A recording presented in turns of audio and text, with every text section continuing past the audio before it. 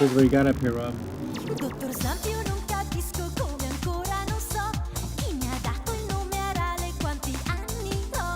Dai, rispondi per favore e non dirmi di no. Cosa c'è? Vieni qua, ma perché? Chi lo sa? Dottor Slump, vorrei sapere come mai vivo qua. Se davvero sono tutta cibernetica. Se non raccontare storie, dimmi la verità. Here's what you got up here, Rob.